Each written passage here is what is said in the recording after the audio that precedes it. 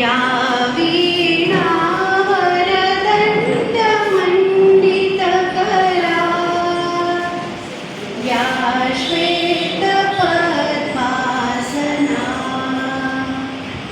या ब्रह्माच्युतशङ्कर प्रभुदेवी देवै सदा वन्दिता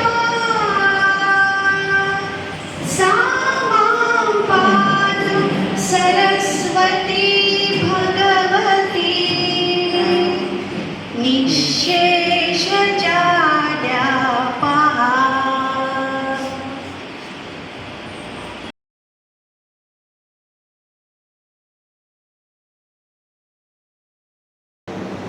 आजचे आपले हरहुन्नरी व्यक्तिमत्वाचे डॉक्टर सुनील सावंत यांचा परिचय माझा एक गेल्या आठवड्यातच झाला। सर आले माझ्या इथे आणि आम्ही एक या सूत्रसंचालनासाठी ओळख झाली म्हणा, पण त्याच्या अगोदर पण त्यांच्याबद्दल जे ऐकलं आहे, जे वाचलं आहे, तर त्याच्यासाठी शब्द अपुरे पडणार आहेत, पण आपण परिचय करून घेऊया। वैद्यनाथ मिश्र नागार्जुन और मराठी कवि नारायण सुर्वे की कविताओं का तुलनात्मक अध्ययन या त्यांच्या हिंदी भाषेतील प्रबंधास मुंबई विद्यापीठाने सन 2001 मध्ये PhD ही पदवी प्रदान केली। मराठी, हिंदी आणि इंग्रजी भाषेत त्यांची 21 पुस्तकं प्रसिद्ध आहेत। 16 मराठी, 3 हिंदी आणि 2 इंग्रजी पुस्तकं प्रसिद्ध आहेत। डॉक्टर सुनील यांना खालील सन्मान आणि पुरस्कार प्राप्त झाले। आंतरराष्ट्रीय सन्मान 2007 साली प्राप्त झालाय। American library of Congress Washington या अमेरिकेतील लायब्ररीत दरवर्षी विविध भाषेतील पुस्तकांची संदर्भ ग्रंथ म्हणून निवड केली जाते। डॉक्टर सुनील सावंत कवी आणि कविता, समीक्षक श्यामल वेचलकर आणि बाळ राणे या समीक्षा ग्रंथात त्यांच्या ज्वालामुखी, माझी वस्ती मी शोधतोय, मैत्रीण, स्वातंत्र्याची हाक आणि सूर्य दिसत राहील तोपर्यंत या 5 काव्यसंग्रहातील कवितांची समीक्षा आहे। सन 2007 साली अमेरिकन लायब्ररी ऑफ काँग्रेस या संस्थेने डॉक्टर सुनील सावंत कवी आणि कविता हा त्यांचा समीक्षा ग्रंथ संदर्भ विभागात अभ्यासासाठी निवडला आहे। हा आपल्या मराठी भाषेचा आंतरराष्ट्रीय गौरव आहे। याशिवाय 9 राज्यस्तरीय पुरस्कारसुद्धा डॉक्टरांना प्राप्त झाले। वंदना प्रकाश संस्था व आशीर्वाद पुरस्काराचे ते संपादक आहेत। उत्कृष्ट वाङ्मय निर्मितीसाठी सन 1998 पासून ते आशीर्वाद पुरस्कार मराठी, हिंदी व इंग्रजी पुस्तकांना वंदना प्रकाशनाच्या वतीने प्रदान करतात। उत्कृष्ट वाङ्मय निर्मितीच्या आशीर्वाद पुरस्कारांचे सन 2023 हे रौप्य महोत्सवी वर्ष होतं। आपल्या ध्येयाकडे अविरत पाऊल टाकण्यासाठी प्रेरणा देणाऱ्या या अलौकिक व्यक्तिमत्वाला दिग्गज साहित्यिक प्रशी नेरुरकर यांच्या व्यक्तिमत्वावर बोलण्याची मी विनंती करते। डॉक्टर सुनील सावंत।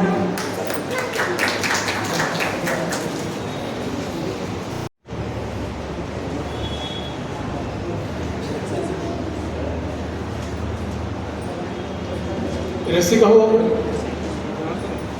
सर्वप्रथम प्रश्री नेरुरकर या दिग्गज साहित्यिकाला मी अभिवादन करतो। आज खरं तर ह्या कार्यक्रमाच्या निमित्ताने प्रश्री नेरुरकरांची खूप आठवण आली, कारण आता मी जे काही त्यांच्या व्यक्तित्वाबद्दल बोलणार आहे त्यातीलच हा एक भाग म्हणून मला त्यांची आज आठवण आली। प्रश्री नेरुरकर पहिल्यांदा मला भेटले 1984 मध्ये। माणसाचं व्यक्तित्व त्याच्या वर्तणुकीतून आपल्याला दिसतं। प्रश्री नेरुरकर 1984 सालात माझ्या पहिल्या काव्यसंग्रहाचं प्रकाशन शिवाजी मंदिर येथे राजश्री शाहू सभागृहात होतं. त्यावेळी त्या कार्यक्रमात प्रमुख पाहुणे होते बाबूराव बागुल आणि तो सोहळा लोकसांस्कृतिक मंच या संस्थेतर्फे डॉक्टर सुरेश नगरसेकर यांनी आयोजित केला होता.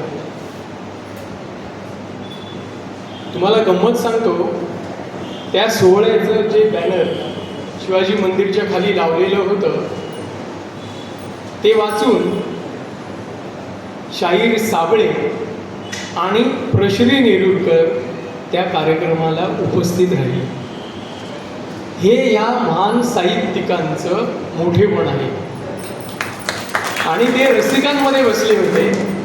मी त्यावेळी त्यांना ओळखत नव्हतो, पण माझ्या बाजूला जे डॉक्टर सुरेश नगरसेकर बसले होते ते म्हणाले, अरे सुनील, ते खाली प्रश्री नेरुरकर आणि शाहीर साबळे बसले, त्या दोघांनाही आपण वर बोलवायला हवं. म्हटलं सर बोलवा, ही जी मान्यवर मंडळी आहेत त्यांना बोलवायचं आपलं कर्तव्य आहे. आणि त्यावेळी प्रश्री नेरुरकर आणि शाहीर साबळे व्यासपीठावर आले. त्यांनी त्या अगदी कमी अवधीमध्ये त्या ज्वालामुखी काव्यसंग्रहाचं पुस्तक हातात घेतलं, 2-3 कविता चाळल्या आणि त्यावर ते 2-2 मिनटं बोलले.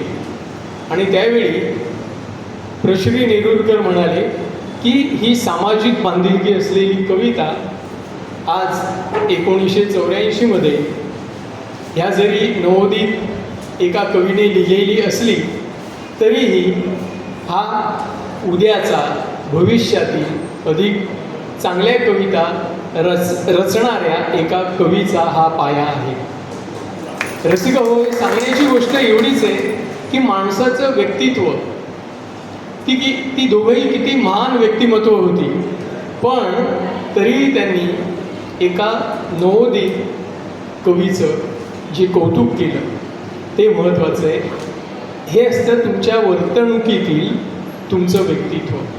जे प्रश्री नेरुरकरांचं व्यक्तित्व मला पहिल्यांदा त्यावेळी जाणवलं.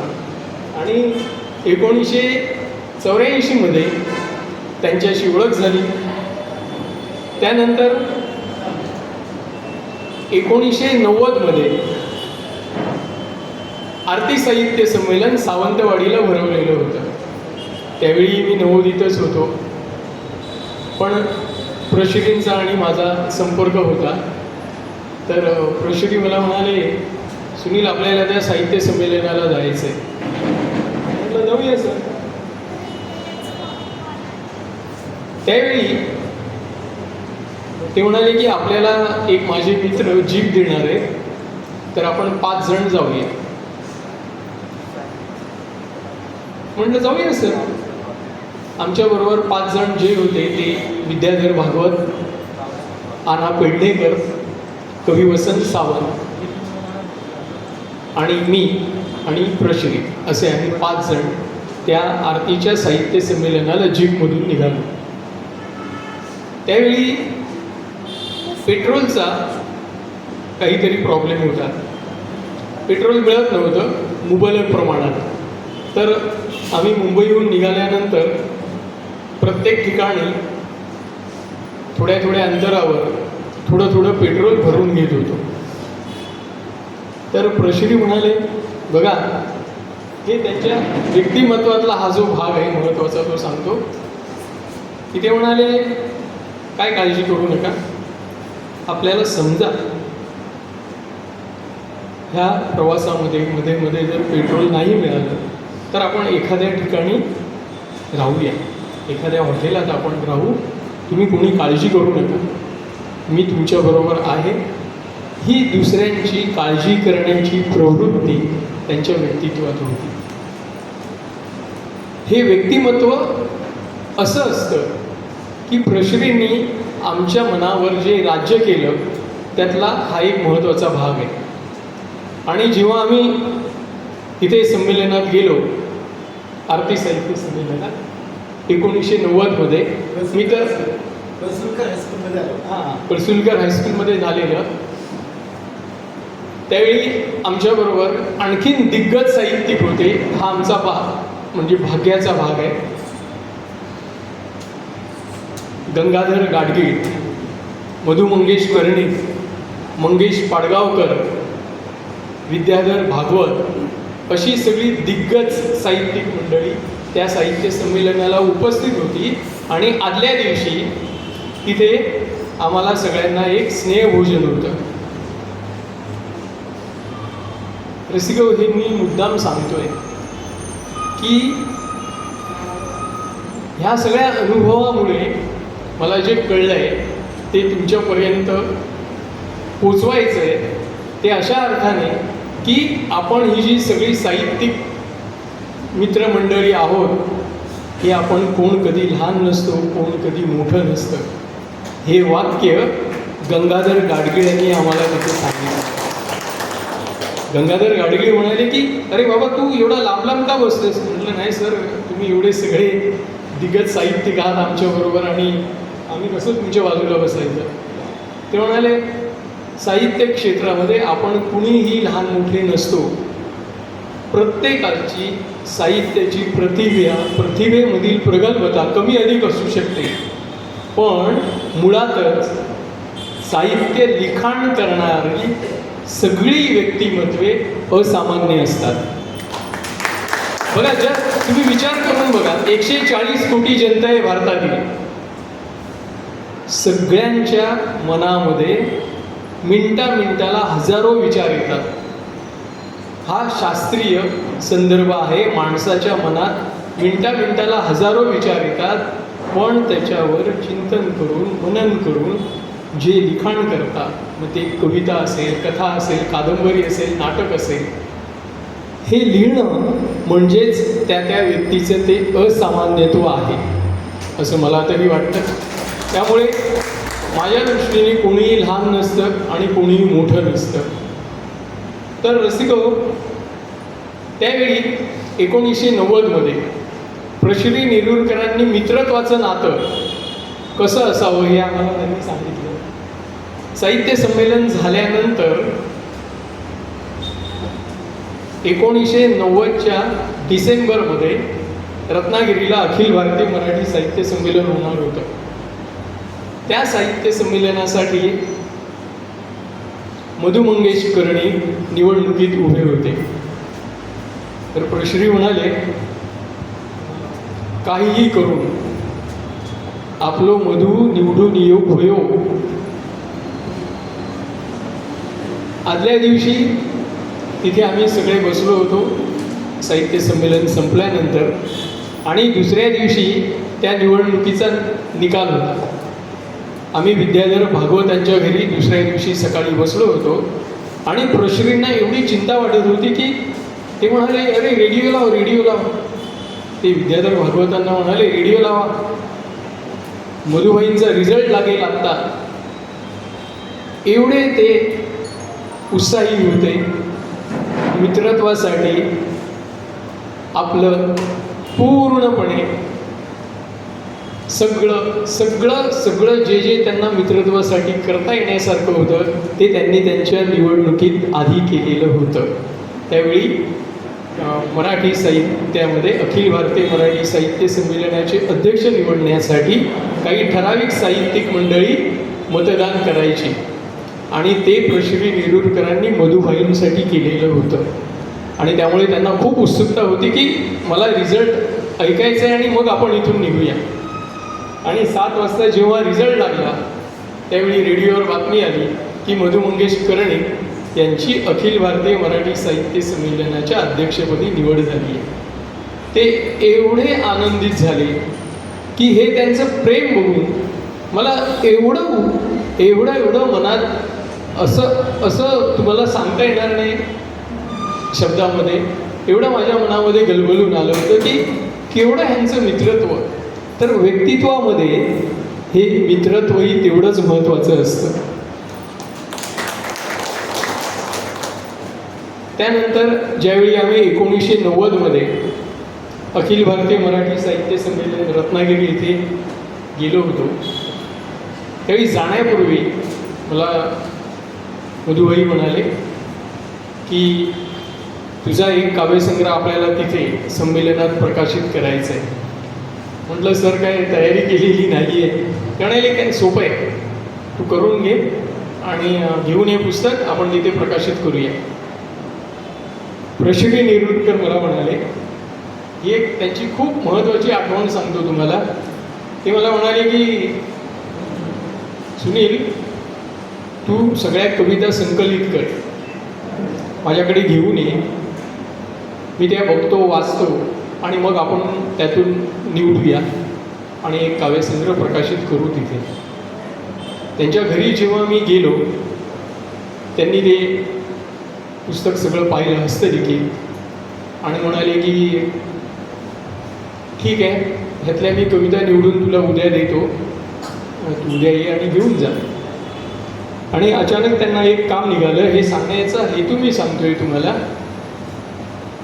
प्रशिवी नेरुरकरांना एक काहीतरी काम निघालं. मला ते म्हणाले, बघ असं कर, मी चर्चगेटला येणार आहे, तिथे ते मी घेऊन येतो आणि तिथे आपण भेटूया संध्याकाळी 6 वाजता चर्चगेटच्या समोर. ते मला वाटतं सह्याद्री हॉटेल आहे त्या रेल्वे स्टेशनच्या त्या बाजूला. तर ते म्हणाले तिथे ये. रसिक हो, ज्यावेळी तिथे मी 6 वाजता पोचलो त्यावेळी माझ्या आधी प्रशिवी नेरुरकर तिथे पोचलेले होते. बघा, एक महान साहित्यिक. खरं तर त्यांनी जो शब्द दिला होता तो पाळण्यासाठी ते तिथे आलेले होते. भले त्यांना एक अचानक काम आलं तरीही ते त्या ठिकाणी आले. त्यांचा येण्याचा हेतू हा होता की नवोदितांना प्रोत्साहन देणे. आणि त्यावेळी मग मी त्यांना म्हटलं, सर आता ह्या पुस्तकाला प्रस्तावनेचे 4 शब्दसुद्धा तुम्हीच लिहा. आणि त्यांनी त्या पुस्तकाला प्रस्तावना लिहिलेली आहे. पुस्तकं सगळ्या वाचनालयांमध्ये उपलब्ध आहे, तुम्हाला ती वाचायलाही मिळतील. अशा ह्या महान साहित्यिकाबद्दल आपण कितीही बोललो तरी वेळ कमी पडेल. खरं तर प्रशिवी नेरुरकर हे एक मराठी साहित्यातील अभूतपूर्व व अद्वितीय वास्तविक स्वप्न आहे. त्यांनी जेवढे साहित्य प्रकार लिहिलेले आहेत ते मी फक्त तुम्हाला वाचून दाखवतो. त्यांनी जवळजवळ मराठी साहित्यातील सगळे साहित्य प्रकार हाताळलेले आहेत. ललित, स्वगत, चिंतन, पत्रव्यवहार, आत्मकथन, मुलाखत, कथा, कादंबरी, एकांकिका, नाटक, समीक्षा, वैचारिक, अनुवादित कविता आणि त्यांची स्वतःची कविता, बालसाहित्य, प्रवासवर्णन, शैक्षणिक, लोकसाहित्य, अशा सगळ्या साहित्य प्रकारांमध्ये त्यांनी साहित्य लेखन केलेलं आहे. खरं तर त्यांचं साहित्य लेखन इतक्या उच्च दर्जाचं आहे, तुम्हाला जेव्हा कधी वेळ मिळेल खरंच वाचा तुम्ही ते. पण सध्याची जी आपल्या साहित्य क्षेत्रातील परिस्थिती आहे त्यानुसार कसं होतं की अनेक जण स्वतःहून प्रस्थापित होण्यासाठी सगळी प्रभावांची माध्यमं वापरतात. प्रशिवींनी कधी अशी माध्यमं वापरली नाहीत, नाहीतर तेही तेवढेच साहित्य क्षेत्रात प्रस्थापित झाले असते. पण प्रशिवी ही एक अशी व्यक्ती होती की त्यांना ह्या सगळ्या गोष्टींचा खूप तिटकारा होता. ते म्हणतात, माझ्या साहित्याने भारावून लोकांनी स्वतःहून मला मोठं केलं पाहिजे. आणि त्याचवेळी प्रशिवी नेरुरकर आणखीन एक गोष्ट महत्त्वाची सांगायची की आपल्या साहित्य क्षेत्रात सध्याची जी साहित्यिक मंडळी आहेत, सगळी नाही पण जी काही, त्यांचे अंतरंग वेगळे असतात, बाह्यरंग वेगळे असतात आणि बरीच लोक मुखवटे लावून वावरत असतात. त्यामुळे त्यांच्याबरोबर जोपर्यंत तुम्ही वावरणार नाही तोपर्यंत तुम्हाला कळणार नाही की ती कशी व्यक्ती आहे. तर तुम्ही अगदी सतर्क राहून सगळ्या साहित्यिकांबरोबर वावरा. ज्यावेळी प्रश्रींना कॅन्सर झाला आणि मला कळलं त्यावेळी मी त्यांना टाटामध्ये भेटायला गेलो होतो. मला ते म्हणाले कुणाला सांगू नकोस, इवन पत्रकारांना सुद्धा सांगायचं नाही की मी इथे आहे ह्या हॉस्पिटलमध्ये. पण अचानकपणे काही जण असे आपले मित्र भेटतात, बोलताना ओघाओघात मी त्यांना सांगितलं की प्रश्रींची अशी तब्येत बरी नाही आहे. आणि लगेचच दुसऱ्या तिसऱ्या दिवशी सगळ्या वृत्तपत्रांमध्ये ती बातमी आली. आणि प्रश्री मला म्हणाले, मी ज्यावेळी दुसऱ्या तिसऱ्या दिवशी त्यांना भेटायला गेलो, अरे बाबा हे सगळ्या पेपरांमध्ये कसं काय आलं. म्हटलं सर मला कल्पना नाही, पण मी काही मित्रांना बोललो होतो की प्रश्री आजारी आहे. तर ते म्हणाले बघ प्रश्रींच्या व्यक्तित्वामधलं हे एक महत्त्वाचं सांगतो तुम्हाला की प्रश्री असं सांगायचे की समाजासमोर साहित्यिकांचा आदर्श चांगला असला पाहिजे. साहित्यिक जसं लिहितात तसंच ते असतात असं नाही. त्यामुळे समाजाला कळत नाही की जे साहित्य लेखन आम्ही वाचलंय तसेच ते साहित्यिक आहेत की नाही. जोपर्यंत समाजातील लोकांना अनुभव येत नाही तोपर्यंत त्यांना कळत नाही की ती साहित्यिक व्यक्ती कशी आहे. त्यावेळी प्रश्री सांगायचे की आपण समाजासमोर आदर्श निर्माण केला पाहिजे. साहित्य हा असा प्रकार आहे की ज्यामुळे समाजासमोर जर आपण आदर्श निर्माण केला तर समाजात बदल घडू शकतो. हे प्रश्रींचं अतिशय महत्त्वाचं व्यक्तित्व मला इथे तुम्हाला सांगावंसं वाटलं. आणि तेही त्यावेळी आम्हाला सांगायचे की आपल्यावर सरस्वती प्रसन्न आहे.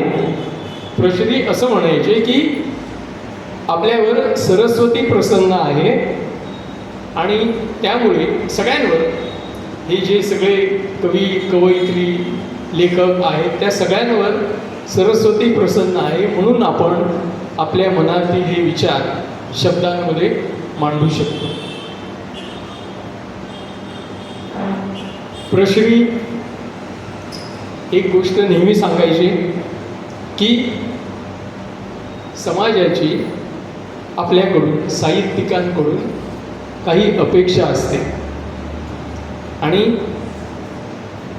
त्यासाठी समाजासमोर साहित्यिकांचं नाव चांगलं राहावं त्यासाठी आपण सगळ्या साहित्यिकांनी अंतर्बाह्य एकच काम करायला हवं.